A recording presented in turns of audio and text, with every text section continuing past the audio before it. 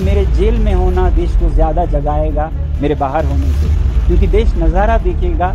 जो आदमी देश विदेश से भारत के लिए मैग्सेसे से लेके रोलेक्स अवार्ड से लेके पीसीओ पुरस्कार लाता है, 8 तो यूनिवर्सिटीज़ के ऑनररी डॉक्टरेट्स लाता है, देश का नाम ऊंचा करता है, यहाँ के ज्ञान को निर्यात करता है और चीन जैसे देशों के खिलाफ बायकॉट चाइनीज प्रोडक्ट्स का मुहिम चलाता है, जो आगे ले जाके सरकार भी उसे आगे बढ़ाती है। उसी आदमी को हम आज ऐसे देशों में जेल डाल रहे हैं। ये नज़ारा जब वो देखेंगे तब वो समझेंगे कि आज देश कैसे चल रहा है। तो इसलिए मैं सोचता हूँ मेरी देश सेवा की यही एक आखिरी। भारत का दुर्भाग्य देखिए, यहाँ पढ़े लिखे व्यक्ति से ज्यादा अनपढ़ और अपराधी किस्म के व्यक्ति पर भरोसा किया जाता है। हम इसके ज्ञान और योग्यता को देखना और सुनना भी पसंद नहीं करते हैं। वहीं गली के मवाली, सड़क छाप, गुंडा, बलात्कारियों, हथियारों के एक धार्मिक नारे से उसके पीछे चल पड़ते हैं। लद्दाख में सोनम वांगचुक के ऊपर एनएसए का कानून लगाकर केवल इस बात के लिए अरेस्ट कर लिया गया है कि सरकार को लगता है कि लद्दाख में हिंसा के पीछे सोनम वांगचुक का ही हाथ है। लेकिन पहले आप इनके बयान को सुनिए। लद्दाख बहुत ही नाजुक इकोलॉजी है, आपको बताऊं मैं। यहाँ पर बड़े उद्योग, हजारों की जनसंख्या 10 गुनी अगर यहाँ की हो जाए तो यहाँ की ज़मीन सह नहीं पाएगी। यहाँ के जो ग्लेशियर्स हैं वो पिघलते जा रहे हैं। यहाँ के लोगों की सभ्यता ऐसी है कि वो 5 से 10 लीटर पानी प्रतिदिन प्रति व्यक्ति पे गुजारा कर लेते हैं। जब बाहर की दुनिया के लोग जो कि 100 लीटर दिन का मांगते हैं वो यहाँ अगर संख्याओं में आने लगे तो न ये लद्दाख का रहेगा न किसी और का रहेगा। तो ऐसे में यहाँ की पर्यावरण और यहाँ की संस्कृति बहुत ही खतरे में होगी। ये डर है लोगों को, क्या ये यूटी हमारे लिए दिया भी गया था या फिर यहाँ के जो स्रोत साधन रिसोर्सेज हैं उनके शोषण के लिए दिए। कुछ तो ये भी कहने लगे हैं कि ये कहीं ऐसा तो नहीं हो रहा है जैसा तिब्बत में चीन ने किया था। कोई विशेष मांग भी नहीं कर रहे हैं कि हमारे संरक्षण के लिए कोई नई कानून बनाई जाए।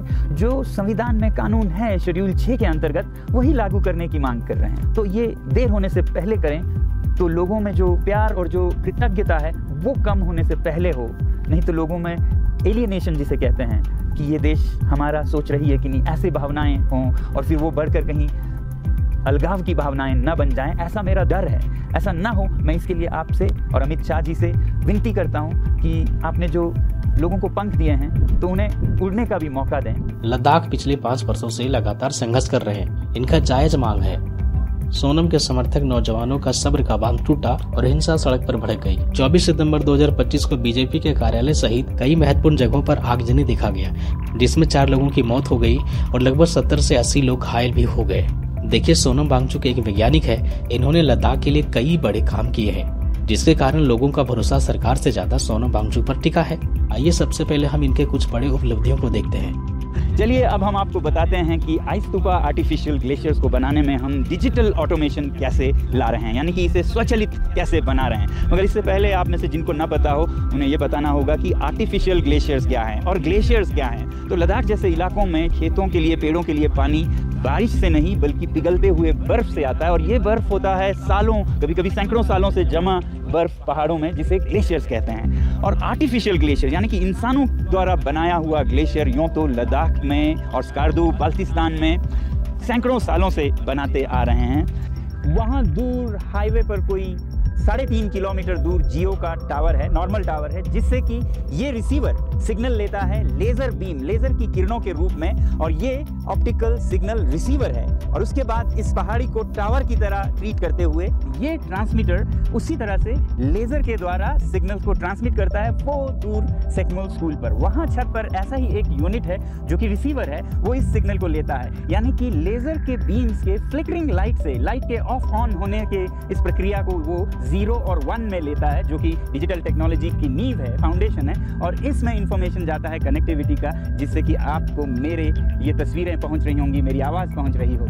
इस बार की सर्दियों में हमने ये देखा कि जो हमारे सैनिक हज़ारों में तैनात है गालवान की वादी में, वहाँ बहुत कड़ाके की ठंड पड़ती है और उन्हें बहुत तकलीफ़ें हो रही हैं। तो हमने इस यूनिवर्सिटी में एक प्रोजेक्ट पे काम करना शुरू किया, और प्रोजेक्ट था एक ऐसा तंबू, पैसिव सोलर हीटेड टेंट बनाने का, जिसमें कि हमारे सैनिक आराम से रह सकें और गर्मी सूरज से हो और न तेल का खर्चा न धुआं हो।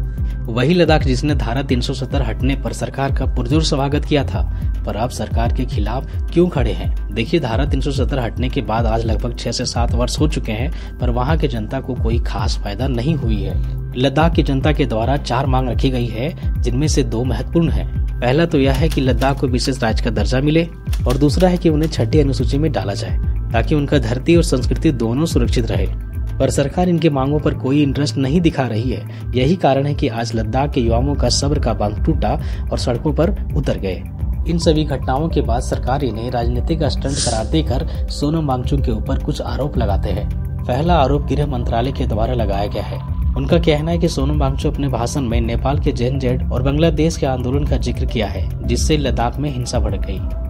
दूसरा आरोप तो यह है कि सोनम वांगचुक को विदेश से फंडिंग मिल रहा है और वह इन पैसों का गलत इस्तेमाल कर रहे हैं। तीसरा आरोप यह है कि चाइना और बांग्लादेश जैसे भारत के शत्रु देश के साथ सोनम वांगचुक के संबंध है। आप चतुराई कर रहे हैं मगर समझदारी नहीं कर रहे हैं। You are clever but we need wisdom at this point. लोगों के घावों पे मरहम लगाने की जरूरत है। इस तरह से आप सोनम वांगचुक पे और दोष मढ़ेंगे तो युवा और आक्रोशित होगा। जी, इससे और भड़क सकता है। इस समय पे जो भी करें कम करने की कोशिश करें। अब देखिए, वर्तमान में हमने देखा कि नेपाल में किस प्रकार से आंदोलन हुई और सरकार को गिरा दिया गया। वहाँ के बड़े बड़े नेता अपने जान बचाने के लिए और शेल्टर लेने के लिए अपने देश को छोड़कर विदेश भाग गए। ऐसे में भारत के अंदर चिंता जायज है, पर हमारा भारत वैसा नहीं है। वो कुछ भी करेंगे तो एक सही रास्ता निकालेंगे। इस पर आपका राय क्या है, कमेंट करके जरूर बताइए। सोनम वांगचुक अपनी जगह पर सही है या गलत है, यह भी बताइए। वीडियो पसंद आई हो तो लाइक, शेयर और कमेंट करिए। चैनल को सब्सक्राइब करना ना भूलें।